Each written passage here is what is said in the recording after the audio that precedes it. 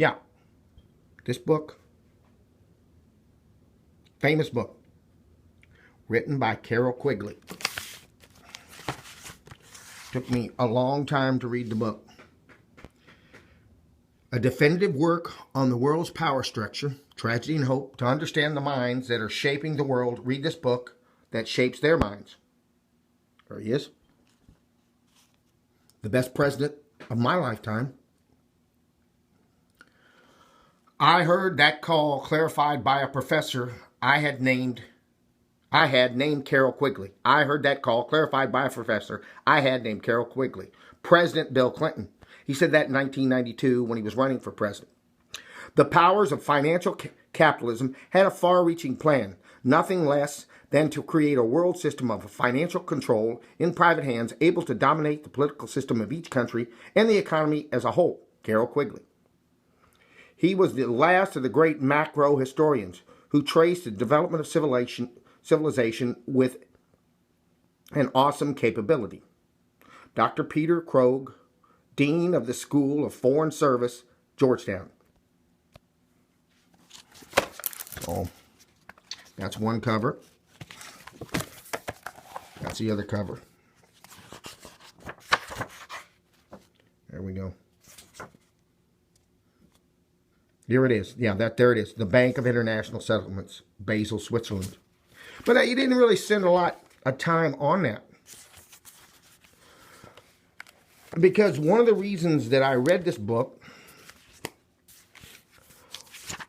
was, number one, the first reason is because I wanted to understand the world that I live in. Did eat, you know, obvious.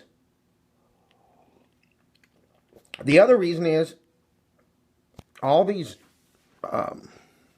what do you call it? Conspiracy theories are always quoting this book. You know, the International Round Table Group and all this crap that's going on and how it works. And I must say that after reading this book, I believe less in the conspiracy than I did before. Because the thing is so complicated, it's so complex, there's so many things going on, it's hard to believe that it could go down like that. It's just hard to believe. It's just so big. I mean, here we go. Here's figures. Value and trade in millions of dollars. European trade, 1828. 1932, 1935, 1938. I mean, it was just full of dense with facts. There you go. The chief example of such imprisoned capital was the property of Jews in Germany amounting to 10 million marks. I don't want to talk about that. But he talks about the Nazi Germanys. One thing I can say about reading this book, the British in World War II were not really that hip on fighting Hitler. And I don't believe in that whole thing about that weakling not stopping Hitler. I don't believe that theory. They were tricky. They've been tricky-wicky all along. Of course, they did lose World War II, and we won. And that's something that I took from this. I mean, there it is. There's the communism in Russia alone required, according to Bolshevik thinkers, that the country must be industrialized with breakneck speed, whatever the waste and hardship, that must be emphasized, heavy industry, blah, blah, blah. There you go. I mean, I'm just telling you, this stuff was dense. You can read it and you don't, it just blows your mind. And I really liked where he would go through each culture, each country, and break down their character and their culture. For instance, the British, if you're a rich person in British, you don't work. It's almost like it's something you're not supposed to do it. It's like, that's something the peasants do, is work. So they don't even have the same kind of society they do. And then he talked about the German character and the Russian character, which I like very much. I did a video on that, I think, over a year ago. Because I could have been shooting videos all along the way on this because it was so much information, but I didn't. Because I kind of just want to see the whole thing. I'm just flipping through. I'm up here to 616. There's de Gaulle. There's about after the war.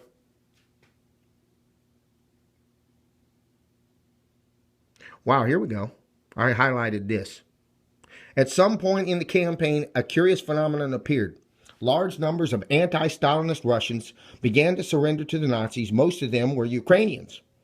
The majority were eager to fight with the Nazis against the Stalinist regime of the Soviet Union.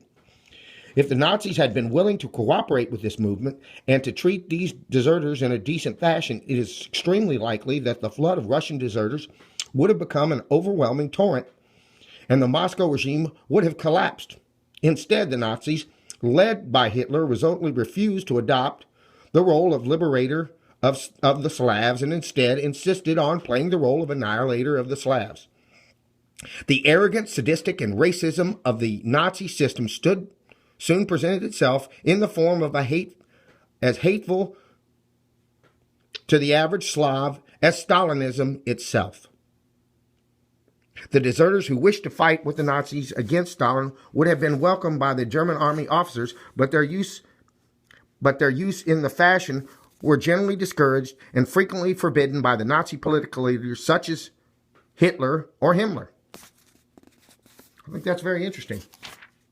So I don't think they're going to tell you about that on RT. You know, that station that all these libertarians love, which I kind of like the guy. I like that Crossfire show. I don't have anything against him. But yeah, that's interesting. So he's saying there that if the Germans would have done right, they would have won. One of the greatest victories of science in war was the treatment of the wounded. 97% of the casualties who reached the frontline dressing stations were saved, a success that had never been approached in earlier wars. The techniques which made this possible, involving blood transfusions, surgical techniques, and antibiotics, have all been continued and amplified in the post-war period, although the destruction of man's natural environment by advancing technology has created new hazards and new causes of death by advancing cancer, disintegrating circulatory systems, and increased mental breakdowns. And here we go. This is when farming got kicked in. The only human discovery which can compare with man's invention of these techniques of farming almost 9,000 years earlier. 9,000 years, not 8,000, not 10,000, 9,000. Here you got Ho Chi Minh. Oh, I'm up to. I want to save a little bit for the end. So the scope of the book, the scope of what this has, the degree of intelligence here is foreboding. There is a Tragedy and Hope website. It's a gentleman named John Taylor Gatto and another younger guy. But they allude to this book. And I just heard an interview where Mr. Gatto said that parts of this book were edited out, which I don't know. I don't know if this is the whole book that he wrote way back in 1966 or not. I don't feel cheated. The book has 1,311 pages. All right, I want to read this last section. Hopefully I can get this in. The Italian cabinet shift was still in process when President Kennedy was assassinated by an unstable political fanatic in Dallas, Texas, on November 22nd, 1963. This, in view of the power and influence of the American presidency, was the most significant government change for many years. After the unprecedented display of worldwide mourning, the new president, Lyndon B. Johnson of Texas, took control of American president's global responsibilities and national obligations with only 11 months in which to establish his position as a candidate in the presidential election of 1964. As a consequence of these changes, the removal from office of Khrushchev in October 1964 and the death that year of Jawaharlal Nehru, the Nehru jacket guy, who had been Prime Minister of India that year who had been Prime Minister of India from the achievement of independence in 1947. So he was leader from 47 to 64. Wow. If that ain't a dictatorship, I don't know what is. The government of all major countries except France and Red China underwent significant shifts of personnel in a period of about 15 months. This gave rise to a pause in world history for almost all of 1963 and 1964, during which each country placed increased emphasis on its domestic problems, especially on the demands of its citizens for increased prosperity, civil rights, and social security.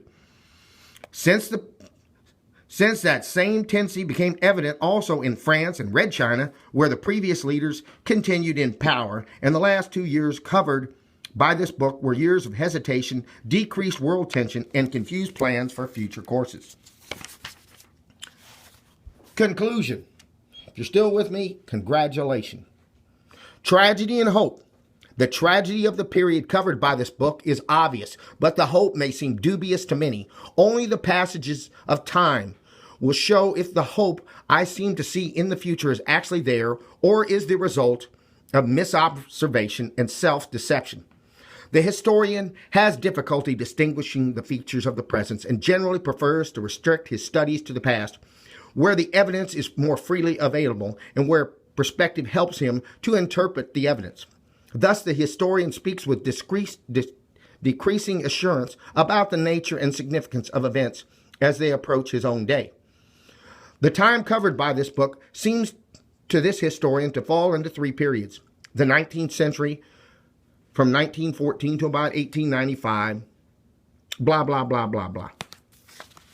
I'm going to skip all that. Okay.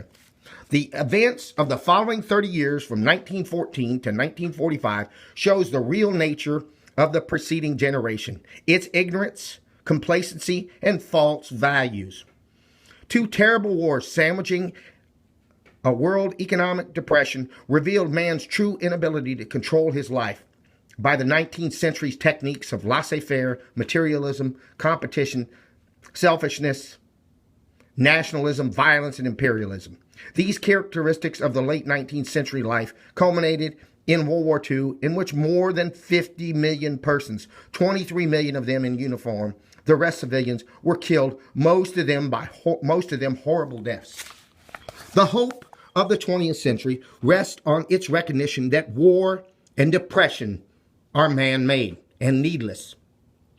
They can be avoided in the future by turning back from the 19th century characteristics just mentioned and going back to other characteristics that our Western society also always regarded as virtues: generosity, compassion, cooperation, rationality, and foresight, and finding an increased role in human life for love, spirituality, charity, and self-discipline. We now know fairly well how to control the increase in population, how to produce wealth and reduce poverty or disease. We may, in the near future, know how to postpone senility and death. It certainly should be clear that those who have their eyes open that violence, extermination, and despotism do not solve problems for anyone, and that victory and conquest are delusions as long as they are merely physical and materialistic. Some things we clearly do not know yet, including the most important of all, which is how to bring up children to form them into mature, responsible adults. But on the whole, we know now, as we have already shown, that we may avoid continuing the horrors of 1914 through 1945, and on that basis alone, we may be optimistic of our ability to go back to the traditions of our Western society and to resume its development along its old patterns of inclusive diversity. Powerful stuff. I like very much where he said that depressions were man-made, and they are. Well, I can't really say much more. This is a powerful book. You'll never see life again the same if you finish it. And I invite you to go get a copy and buy it and read it. Do it for yourself. Don't let other people, as Mr. Jordan Maxwell says, do your research. Peace.